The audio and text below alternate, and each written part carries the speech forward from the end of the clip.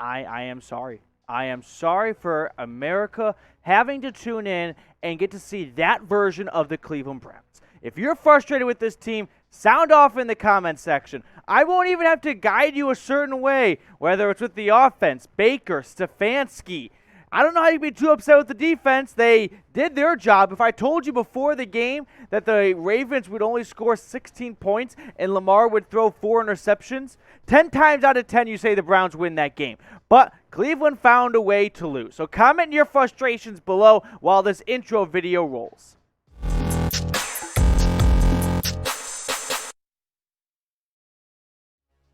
Welcome into the 6-6 Cleveland Browns report, and I want to be optimistic, but it's really tough when you go this long with the only primetime game that anyone in the country has seen Cleveland be a Thursday night showdown where Case Keenum is what everyone gets against Teddy Bridgewater and the Broncos, and now you get a nice Sunday night football game, and the Browns do this. 10 points.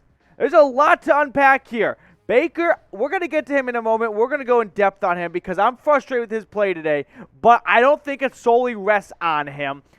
Jarvis Landry, ever since he asked to get more involved in the game plan, good for him because it's worked. He had plenty of targets. Sure, you had the crappy, nice trickery play. I had no issue with the play call. Just Landry's not a quarterback, so he didn't have that mental timer of someone's behind me probably. I've been holding the ball for way too long. Need to get rid of it. And this isn't the first time they've done that with Landry. So frankly, I was surprised he didn't have that mental timer going off. But anything that could go wrong for this Browns offense really found a way to go wrong between the 2 fumbles and the lack of awareness of the situation. You watch, like, inability to read the room of the field. The offense is struggling to get anything going, and finally, when the defense gives you a great turnover, 1 of 4, by the way, you can't do anything with it. But I want to know this from you. Grade the Browns' Week 12 performance, A, B, C, D, or F. I'd be hard-pressed to find anyone giving them an A, unless you're Baker's fiance or mom. How could you? I mean, you started a C, and then you work your way down from there. I'll give him a D, okay? At least you held the – I'll give him a D+. The plus – no, actually, I'm a little nicer. C-.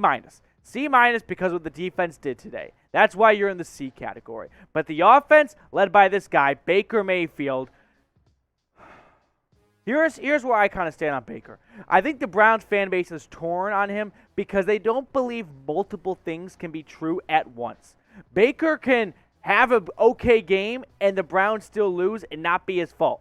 Baker cannot be worthy of a first overall pick but still be the franchise quarterback. Now, I'm not saying this is applying to this game specifically, but at the end of the day, you dialed up 37 passes for a quarterback that has kind of struggled, and the run game wasn't doing much offensively, and you had just a poor performance from like Austin Hooper and just key situations and getting first downs, and DPJ had a bad drop early on. It's just stuff like that sure, that's not Baker's fault, but when you're the quarterback in 2021, you're expected to rise everyone up so that when shit hits the fan, it doesn't actually get so bad because this Browns defense is going to waste the last couple games of the season. And here's the deal with defenses in 2021. You know that the refs and the direction of this league is sabotaging defenses. The lack of holding calls, which for once actually got called today. The early, easy roughing the passers. Talked to Jadeveon Clowney about that. So when the defense has a great game, like 4 interceptions, and you do nothing with it except get 3 measly points off of it, it's pathetic. It's a waste of a good defensive performance that's so hard to come by these days. That's the most frustrating part, is that the defense does everything possible. You have to win, not find a way to win. When the defense has 4 interceptions, you're not finding wins. They're right in front of you. They're right there. You have to find it. It's already in front of you. You just take it. But instead, this Browns offense only got 3 points off those turnovers. So here's what my question is for you. Now, I've asked this before. Pick a starting quarterback after the bye. If you want to go with Case Keenum, I wouldn't call you crazy at this point because whether it's the injuries or just Baker having a bad day at the office time and time again, you're not crazy for saying maybe give Keenum a shot after the bye, give him 2 weeks to get caught up on the playbook. Or if you want to roll with Baker, you're not crazy either. At least you get the bye now so you can get a little more healthy because he was limping on and off the whole game. Let me know who you want the starting quarterback to be when the Browns, guess who, play the Ravens in 2 weeks after the bye. But here's how the offense is stacked up against one another. The Ravens minus the turnovers. 303 total yards, 155 through the air, outrushed Cleveland 148-40. You don't even have to look it up and know that's one of the worst rushing performances in Browns history, late history, as long as Nick Chubb has been there. 2 turnovers, 2 fumbles, 4 for 13 on third down, while the Ravens were shooting just under 50%. Browns fans, if you want ASAP reactions as soon as possible after the game, then subscribe today, okay? It is after midnight on the East Coast. We're pushing it late here in Dallas after 11 p.m. We're staying up for you guys. That way, when you wake up and you have your cup of joe and you want to yell at your kitchen door, you can do that with the Browns Report on. So subscribe right now. Help us grow this channel today.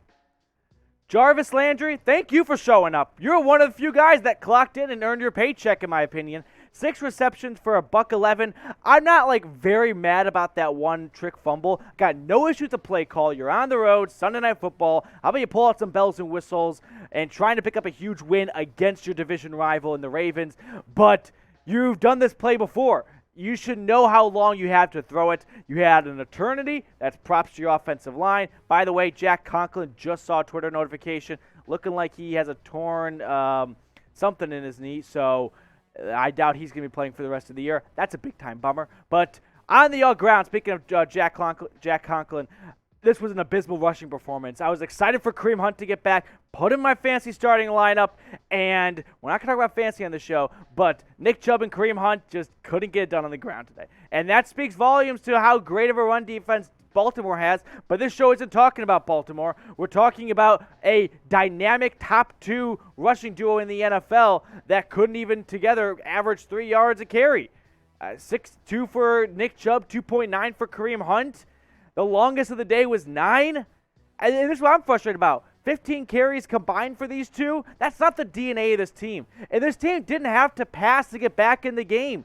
At one point, the largest deficit was only 10 points. Stick to the game plan. And if the game plan isn't running the football, that's a bad game plan. A good game plan is checking out this hat right here as we simmer things down and collect our temperatures, okay? Because it's getting cold. I went home for Thanksgiving. Didn't want to leave you guys hanging all week. That's why we didn't have as many Browns videos the last couple of days. But get this winter hat. Still going 50% off over at Fanatics. All you got to do is use that link at the bottom of your screen. If you don't have it written down, don't worry. I do in the comments and the description. Just click it and get ahead of the holiday shopping. Don't be like me. Don't put it off till, I don't know, Christmas Eve. Get it right now. Get it delivered. 50% off thanks to our friends at Fanatics.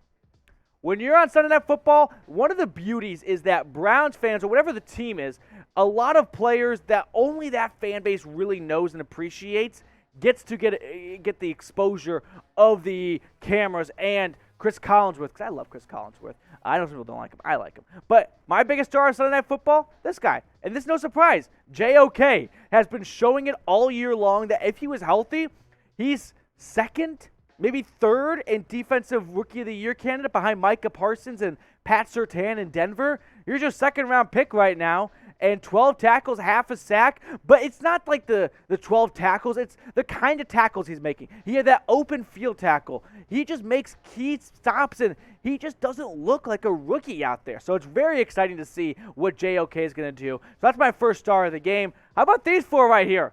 As I like to call them, Lamar's daddies. Denzel Ward, John Johnson, Greg Newsome, and Ronnie Harrison. Thank you from all of Cleveland, all recording interception on Lamar Jackson. Huge shout out to Ronnie Harrison. I tweeted this out. Follow me on Twitter at Matthew Petey. I've been getting very annoyed with the Carson Wentz patented underthrow it so much that it ends up being defensive pass interference because the defender runs into the wide receiver and it makes it look atrocious, but really the quarterback just threw an awful pass. Harrison got his head around, no flag, and got the pick too. So shout out to Ronnie Harrison for a great play.